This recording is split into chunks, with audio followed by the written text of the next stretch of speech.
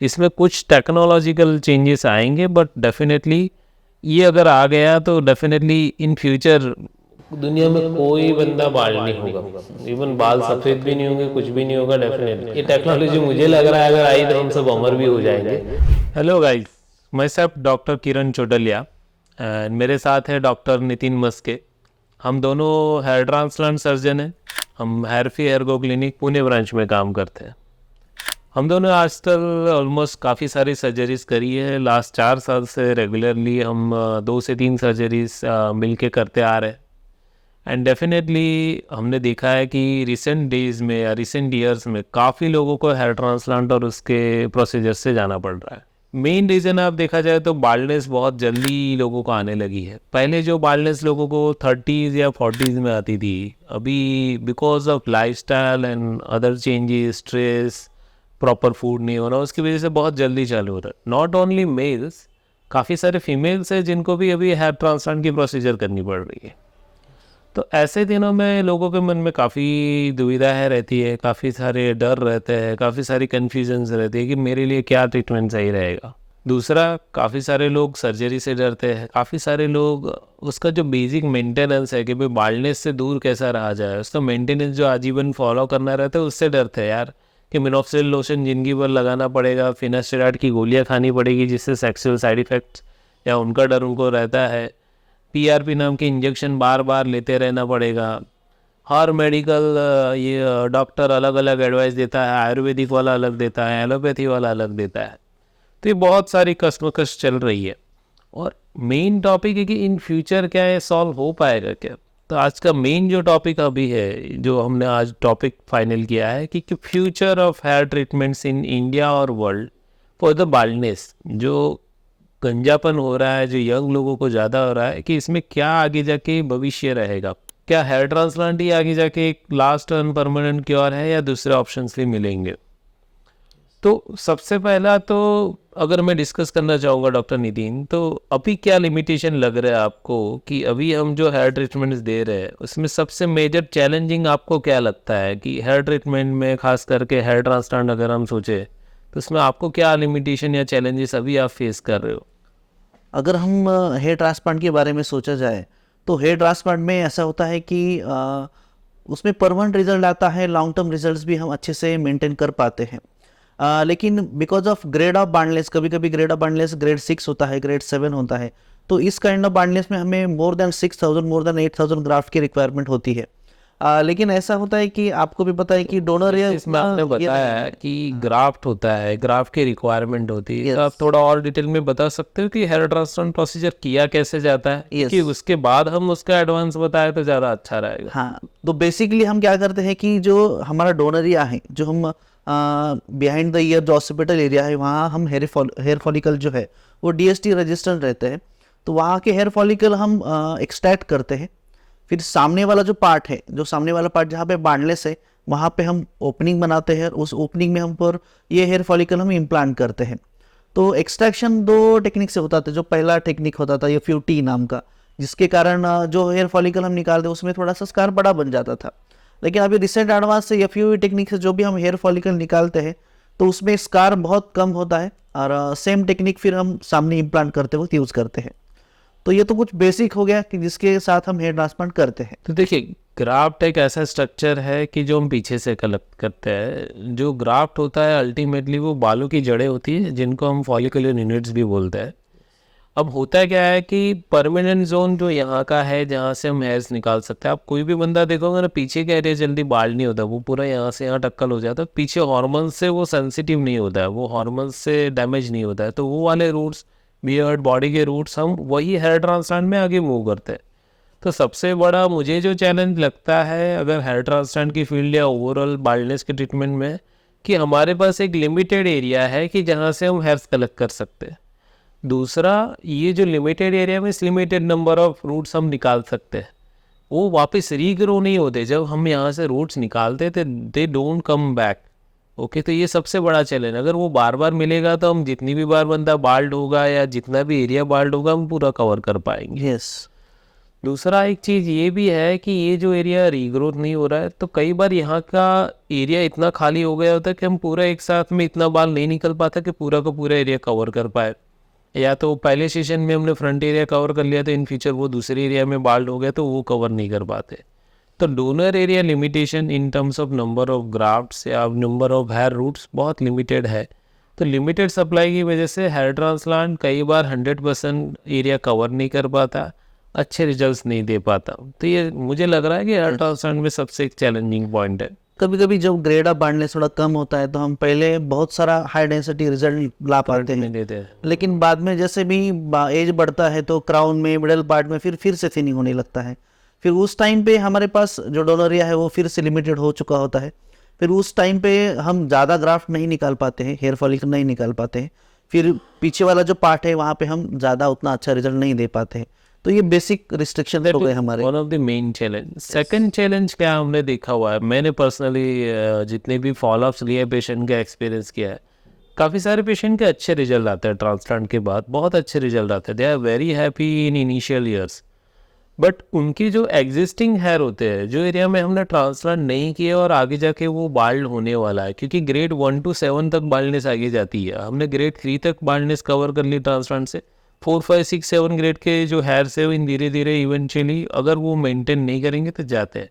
तो काफ़ी सारे पेशेंट हैं जिनको मिनॉक्सिडिल लोशन, फिनास्टैड और कुछ ना कुछ घर पे बेसिक मेंटेनेंस लेना रहता है कि उनकी बाल्डनेस आगे ना बढ़े, और वो अच्छे से नहीं कर पाते हैं। Yes. उसकी अवेयरनेस उतनी नहीं है, खास करके इंडिया में अवेयरनेस कम है। काफ़ी लोगों को डर रहता है कि पूरी ज़िंदगी भर हमें कुछ ना कुछ लोशन लगाना है, मेडिसिन खानी है, उसके साइड इफ़ेक्ट आएंगे, तो वो एक अवेयरनेस का इशू है। तो काफ़ी लोगों को विद इन फ्यू ईयर्स वापस सर्जरी में जाना पड़ता है। तो एक सेकंड सबसे मेन चैलेंज है तो डोनर एरिया लिमिटेशन, और दूसरा प्रॉपर मेंटेनेंस फॉलो नहीं करना। इसकी वजह से काफ़ी लोगों को ट्रांसप्लांट या ओवरऑल हेयर ट्रीटमेंट करने के बाद भी कुछ साल के बाद डिससेटिस्फेक्शन रहता है Yes. बराबर। तो ये मुझे लग रहा है सबसे 2 मेजर चैलेंजेस हमने अभी फेस किए। यस, इम्पोर्टेंट सर्टिफिकेशन अगर पेशेंट को नहीं मिला तो फिर से वो प्रॉब्लम में ये होता है। उनकी सर्टिफिकेशन बहुत इंपॉर्टेंट है। स्टार्टिंग के कुछ साल बहुत अच्छे लगता है, लेकिन फिर से वो फिर अगर मुझे सेकंड सेशन लेना है, थर्ड सेशन लेना है, तो फिर पेशेंट फिर कंप्लेंट करने लगते हैं कि मैं कितनी बार करूँ ये। सो मेन यही है कि सारे पेशेंट का ऐसा नहीं होता, जो अच्छे से फॉलो करते हैं उनका अच्छा भी रहता है। वो भी जो है। पेशेंट जो 6 से 7 साल से उन्होंने ट्रांसप्लांट करके उनका बाल्डनेस का पैटर्न स्टेबल है और अभी अच्छा है। हाँ, तो ये तो वे अपने चैलेंजेस के बाद जिसके ऊपर काम करना चाहिए। तो अभी साइंटिस्ट लोग इसके ऊपर क्या काम कर रहे हैं कि अभी इन फ्यूचर क्या हो सकता है इसमें एडवांस रिगार्डिंग हेयर ट्रीटमेंट या हेयर ट्रांसप्लांट ट्रीटमेंट, तो उसके बारे में अभी बात करते हैं कि अभी रिसेंटली क्या चल रहा है दुनिया में, कि जो आगे जाके हमें एक डिकेड में 10 साल 2030 2040 में क्या हम मिलेगा। अभी जैसे हेयर ट्रांसप्लांट पॉपुलर हुआ है, PRP पॉपुलर हुआ है, तो इन फ्यूचर क्या आगे जाके पॉपुलर होने वाला है। तो उनमें सबसे पहला पॉइंट हम डिस्कस करना चाहेंगे क्लोनिंग के बारे में। यस। तो डॉक्टर नीरेन, आप बता सकते हैं कि क्लोनिंग क्या था और अभी क्या है, वो पॉसिबिलिटीज़ है कि क्लोनिंग की हेल्प मिलेगी हमें इसमें? यस, जैसे भी मूवीज में अगर हम देखते हैं कि क्लोनिंग में एक से हम 2 बनाते हैं, तो वैसे भी कुछ हल्का सा रिसर्च हुआ था कि शीप में उनका रिसर्च हुआ था कि हेयर फॉलिकल के साथ हम क्लोनिंग करके उसके नए हेयर फॉलिकल बना सकते हैं क्या। लेकिन वो इतना सेटिस्फाइड रिजल्ट उसमें नहीं आया है, और ये जो रिसर्च लेवल तक भी अभी स्टार्ट नहीं हुआ है।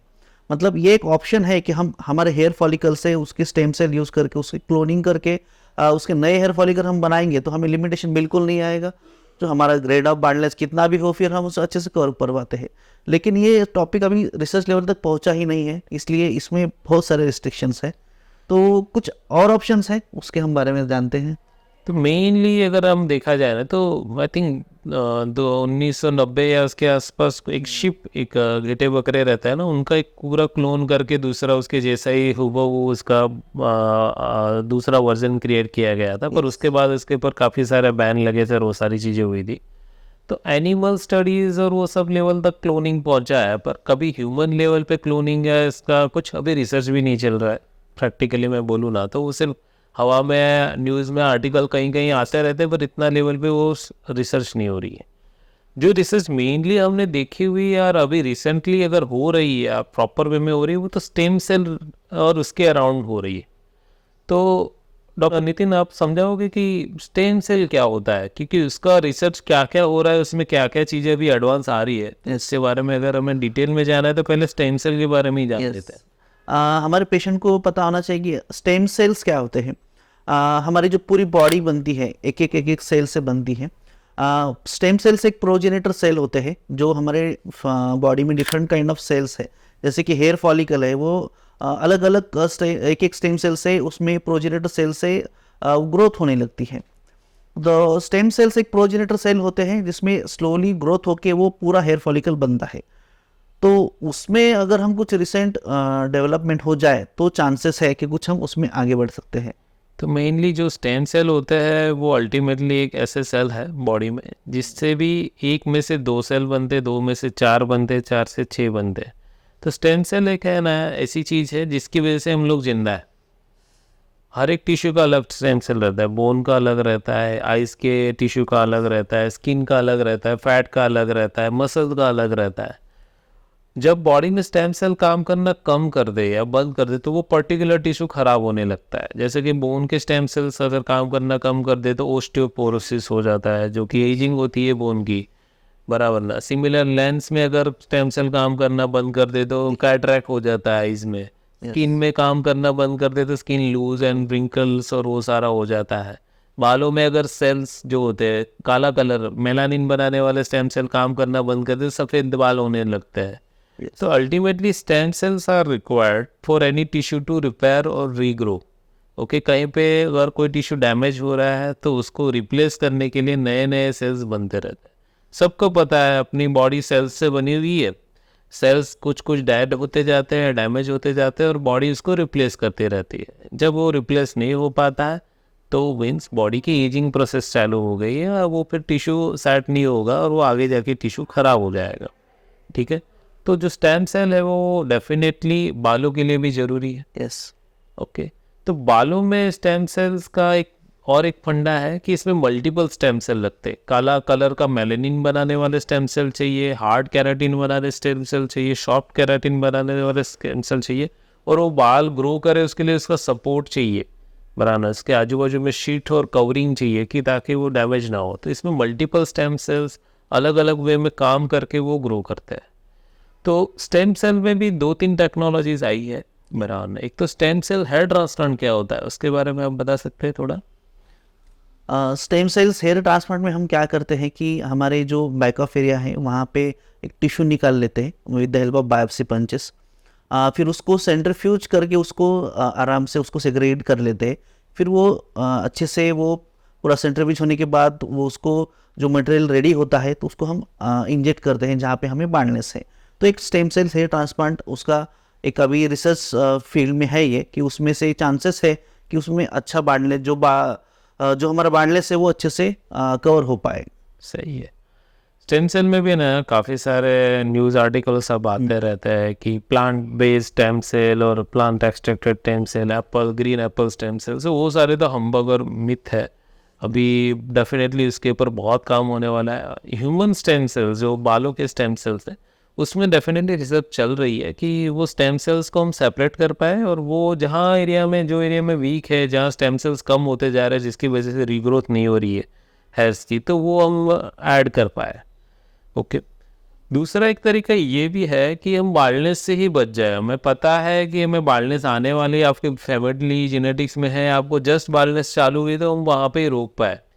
तो ऑलरेडी आपके स्टेम सेल वर्किंग है पर उनको आगे जाके वर्किंग करते ही रहे। अगर वो वीक हो रहे हैं, वो काम करना बंद कर रहे हैं, हमें पता चल रहा है, तो उसको हम स्ट्रॉन्ग कैसे कर पाए कि उनकी ग्रोथ स्टिमुलेट कर पाए।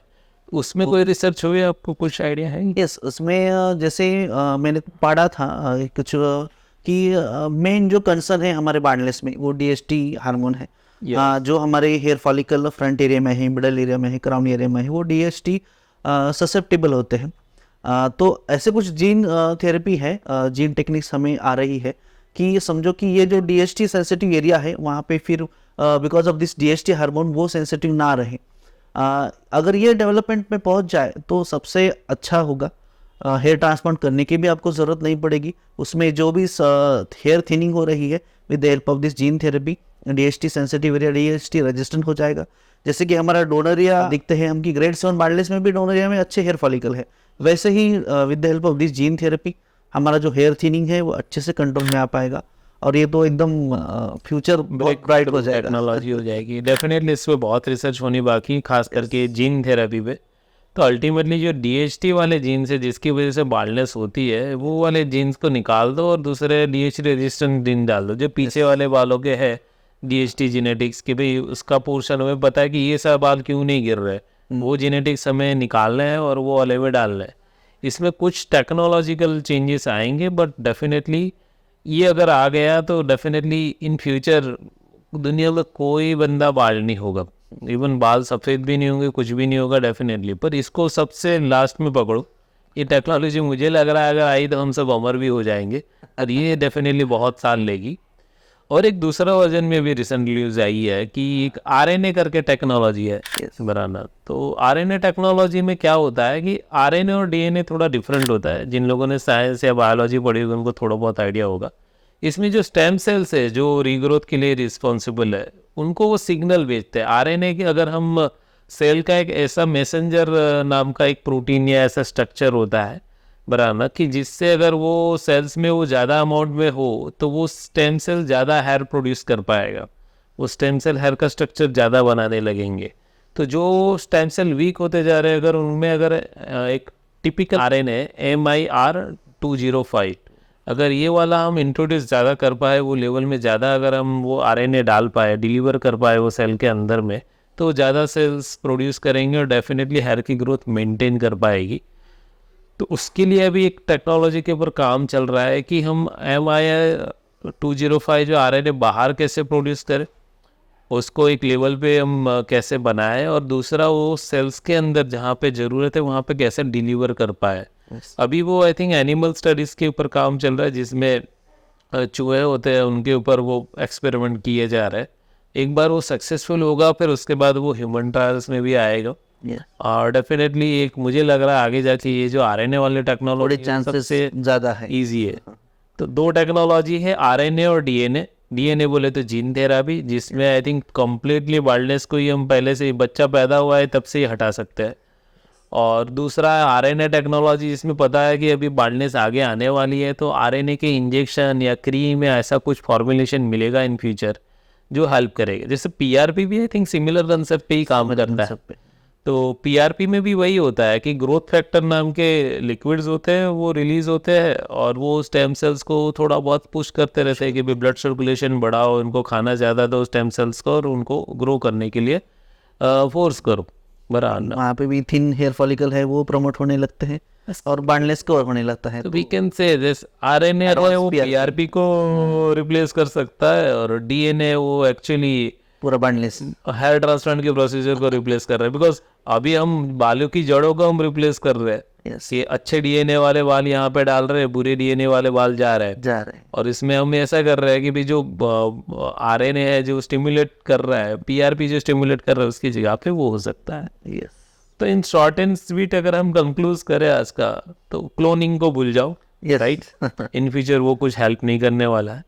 और स्टेम सेल डेफिनेटली अगर हम बाहर कल्चर कर पाए तो स्टेम सेल के नंबर से हम बढ़ा सकते हैं, दैट इज एक वन। तो stem cell hair transplant that can be a future for sure. अगर हम वो सेल कल्चर टेक्नोलॉजी अच्छी खासे डेवलप हो गई तो वो एक तो हो सकता है। दूसरा PRP में आगे क्या, तो आई थिंक RNA टेक्नोलॉजी आ सकती है कि जो बहुत हेल्पफुल रहेगी, शायद 7-10 साल 20 साल में आ जाए। और third will be this DNA technology बराबर, जो हेयर ट्रांसप्लांट को रिप्लेस कर सकती है। So this is the research thing जो हमने रिसर्च किया है। ओवरऑल हमने डॉक्टर्स से ओवरऑल सारी जो ऑर्गेनाइजेशंस मीटिंग्स और वो सारी होती है उसमें हमने देखा है कि ये लेवल का काम हो सकता है आगे। आपके कोई डाउट हो इसके रिगार्डिंग कि आपको कोई पॉइंट लग रहा है कि ये हमें कवर करना चाहिए इस टॉपिक के ऊपर, हमें और ऐसा ही एक आध कोई वीडियो कन्वर्सेशन हम बना पाए, तो आप हमें डेफिनेटली आप मैसेज कीजिए वीडियो के एंड में। और हमारी चैनल को सब्सक्राइब कीजिए, हमें फॉलो कीजिए हमें, ताकि प्रोत्साहन मिले, हम ऐसे ही वीडियोस और ऐसे ही डिस्कशन और लाते रहे। Okay, thank you guys, let's meet in a next video.